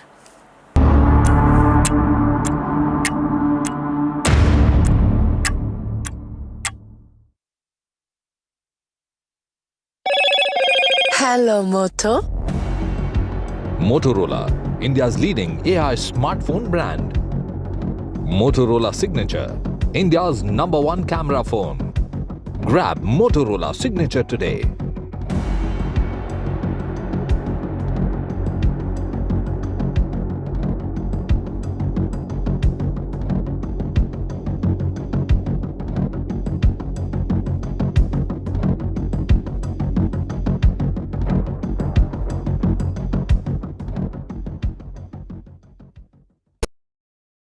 आपको शायद पता नहीं होगा, अपार ने INS Vikrant के लिए 150 से ज्यादा तरह के केबल्स बनाए हैं। देश के टॉर्पीडोस में भी हैं अपार के केबल्स। वंदे भारत भी अपार के केबल से ही स्पीड पकड़ती है और यही वायर्स और केबल्स हमारे घरों को भी पावर करते हैं। विश्वास इसमें अपार, तभी तो ये है देश का तार।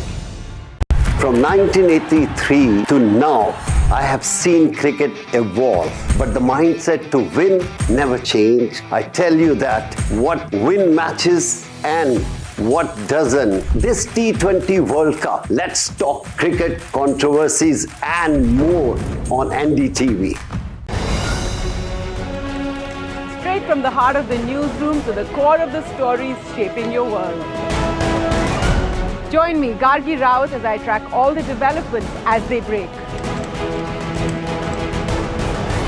Live from the NDTV newsroom, weekdays at 4 p.m.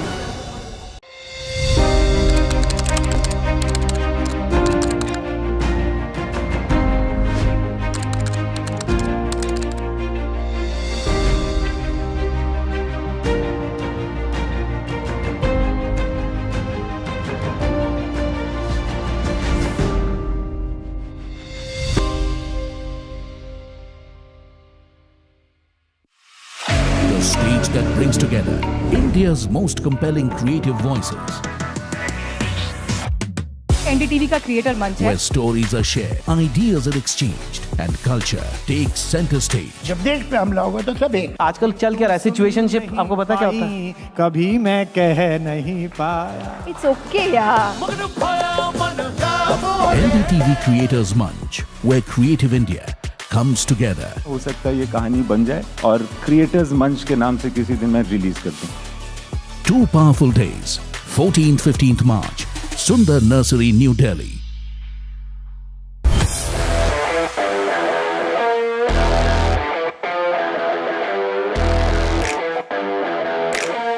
First India tour in your city.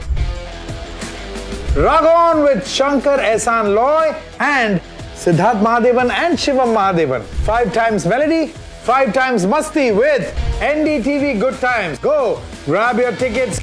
The front lines of Kargil. The fury of Operation Sindoor. So many attacks. The chaos and cries of disaster zones to fighter jet cockpits and the world's most defining interviews. It's incredible. He has seen history break. Live, unfiltered. 20,000 hours of live broadcasting. Welcome to Left, Right and Center. Hard facts. War-struck country. Hard questions. In the Ukraine. 30 years of trust. In the Kargil area. North Ukraine. In France. In Italy. At Srinagar. INS Vikrant. Vishnu Shom for NDTV. Vishnu Shom. Only on NDTV. Money, fame, dirty money, fame. Spending millions every day, but I still the same. Ganti baji, jingle, jingle, jingle, jingle, jingle, jingle. Bas aaj ka jingle, jingle, jingle, jingle, jingle, jingle. Chal kare thode single, single, single, single, single, single. Kyunki tu hai single, single, single, single, single, single. Baby, I'm your Santa.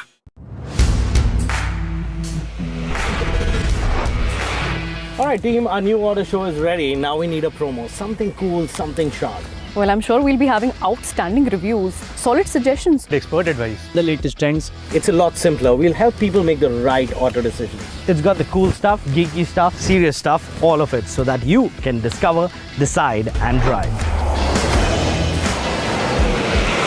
I'm Siddharth Sharma and I am your Automate.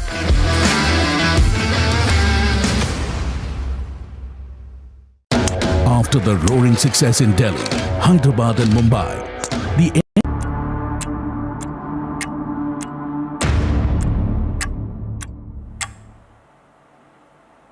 Welcome back. Over the last 48 hours, India has reviewed its energy and trade situation with Union Minister Piyush Goyal informing that a key meeting has already taken place between stakeholder ministries. Goyal said that an interministerial group for supply chain resilience has been created, comprising members from Department of Financial Services, Ministries of External Affairs, Shipping, Ports, Petroleum and even Customs. The minister assured that the government is committed to enabling a stable and responsive trade environment for our traders and exporters amid rising tensions. Goyal's statements come after government sources yesterday confirmed that India was in a comfortable position with over 6 to 8 weeks of crude reserves and ample LPG, LNG stocks. Meanwhile, as low-cost drones are making waves, India is quietly making its own indigenous Sheshnag drone. First images of the indigenous drone have emerged. NDTV's managing editor brings you more. This is called the Sheshnag. It's a drone that is currently making headway in trials and development tests that are taking place in Karnataka. I've gotten my hands on the first new images of Sheshnag as it undergoes those trials towards possible adoption by the Indian Armed Forces. It is a cheap-to-build swarming attack drone that is guided by very advanced algorithms and software code that allows them to swarm and saturate enemy defenses. And in fact, Sameer Joshi, who runs the company that's pioneering these drones, is right here live with us on the show. Sameer, to you first then, great to see the Sheshnag, making headway in developments. I can imagine how complicated it is, to get a product like this out there and develop it and test it in this manner. What can you tell us about it? Because you've got the war going on in Iran, machines very much like this one are out there and being used in combat. Tell us a little bit about the Sheshnag. What does it bring to the table? Yeah, so Shiv, Sheshnag is exactly what you have been talking about for a while. We realized that creation of that mass, especially coming from how the initial Shahid class drones and the Russian version of the Gerans were used across in Ukraine, and we still see these effects. They're only getting more potent. We definitely see that the spectrum of weapon systems available to the Indian MOD over a period of time will feature some very high precision, high targeting platforms like BrahMos, the Scalp air launch platforms, down to the route to something more, cheaper, more available in numbers, which can be scaled very fast, and more important, which can be used as a mask to penetrate layered air defense. So that is where we started working on the Sheshnag. Sheshnag is largely the mythological snake, which has many heads. So this system, being a swarming system, is kind of inspired by that name. So this system is also something which can package a huge amount of explosives together in sync with similar platforms across the world. So we are aiming for a 1,000 kilometer range and carrying a large package of a warhead, which may be significant to the mission needs of the armed forces. Prime Minister Narendra Modi has condemned Iran attacking the Gulf countries. In the last 48 hours, Prime Minister Modi spoke with 9 Gulf leaders, condemning the attack and discussing regional stability. With the Middle East war escalating, Prime Minister Narendra Modi has not just condemned the attacks, but has also been speaking with all prominent Gulf leaders, further condemning the military strikes by Iran in these countries and also signaling deep disapproval of Tehran's indiscriminate targeting of Gulf countries. In the last 48 hours, Prime Minister Modi has spoken with 8 world leaders in the Gulf region, safeguarding nearly 9 million Indians living in West Asia. The rapid series of calls comes as attacks in parts of the Gulf have raised concerns over the safety of the Indian diaspora and the stability of a region critical to India's strategic and economic interests. In the last 48 hours, Prime Minister Modi has spoken with 8 world leaders: UAE, Israel, Saudi Arabia, Jordan, Bahrain, Oman, Kuwait, Qatar. During the conversation, Prime Minister Modi condemned the attacks on the Gulf countries and conveyed India's concerns and discussed the well-being of Indian community in their country. Among the latest conversations was a phone call with the Amir of Qatar, Tamim bin Ahmed Al Thani, during which Prime Minister Modi condemned the attacks on Qatar and thanked the Amir for the support and care extended to the Indian community in the country. The centre has been closely monitoring the situation with the Cabinet Committee on Security, also reviewing developments and directing all required assistance should be extended to affected Indians. India has clearly spelled out its stance and has called for de-escalation, regional peace, security and stability, further asserting New Delhi's consistent position in favour of the peaceful resolution of conflicts. India has called for maximum restraint as well.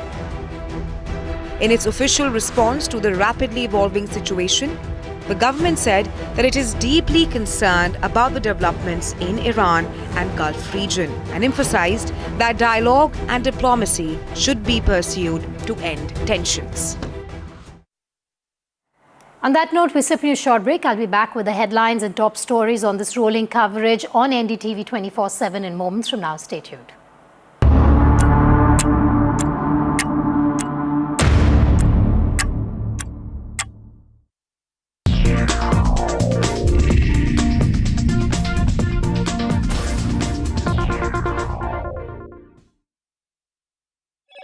Hello, Moto.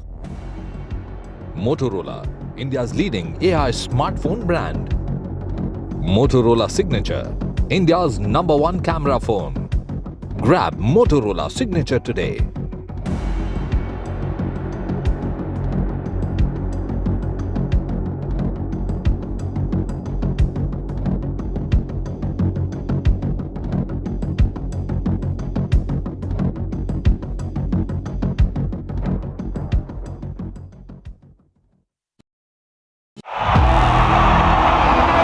यहाँ से जाना ही होगा। जय मां Durga!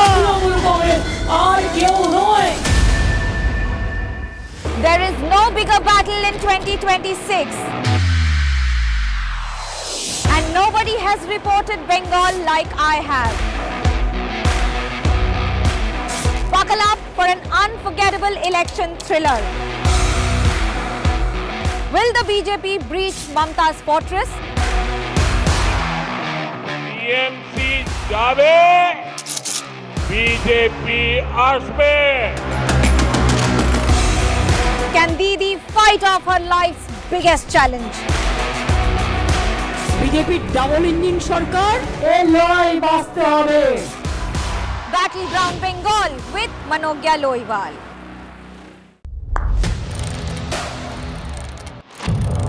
What seems settled for me is unfinished business. So I rewind, I pause, I reflect, I dig until what's buried stands up to be counted. Breaking ground, not just headlines, the meaning behind them. This is Breaking Ground with me, Vedika Sood.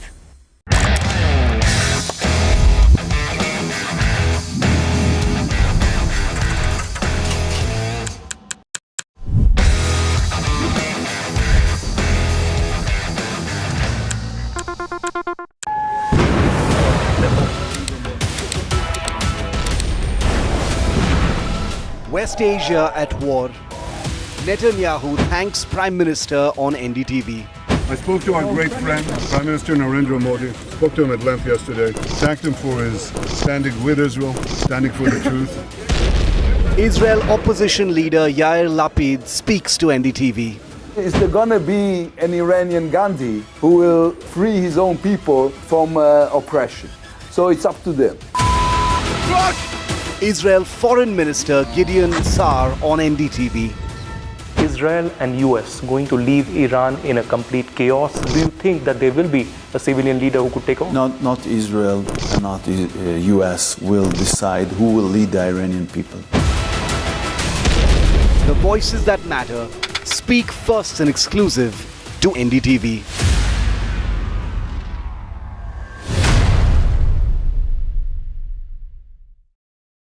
Across the country, he has tracked the pulse of power from Washington to Korea.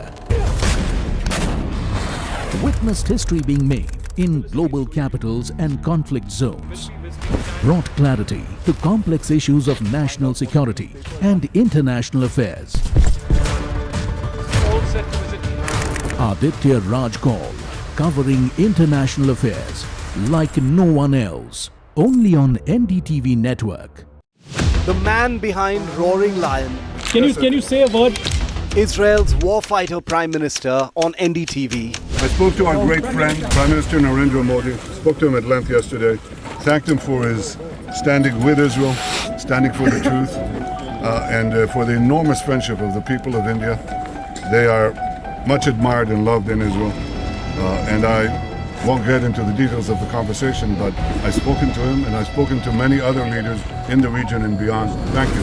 First word since he declared war on Iran. Just behind me, Prime Minister Benjamin Netanyahu. An NDTV world exclusive to Aditya Raj Kaul. Benjamin Netanyahu on NDTV. In a month that moved markets, shifted diplomacy, Affect the entire world. and stirred political battlegrounds, India chose its news carefully. NDTV India and NDTV 24/7, #1 on YouTube. NDTV Network, streaming India's trust, leading India's conversations. From 1983 to now, I have seen cricket evolve, but the mindset to win never changed. I tell you that what win matches and what doesn't. This T20 World Cup, let's talk cricket, controversies and more on NDTV. Straight from the heart of the newsroom to the core of the stories shaping your world. Join me, Gargi Raut, as I track all the developments as they break. Live from the NDTV newsroom, weekdays at 4 p.m.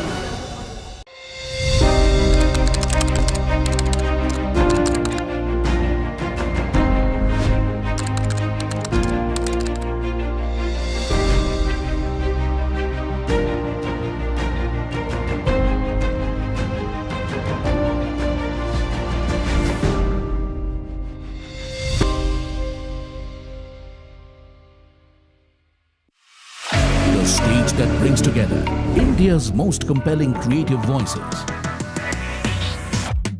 NDTV का creator मंच है where stories are shared, ideas are exchanged, and culture takes center stage. जब देश पे हमला होगा तो सब एक। आजकल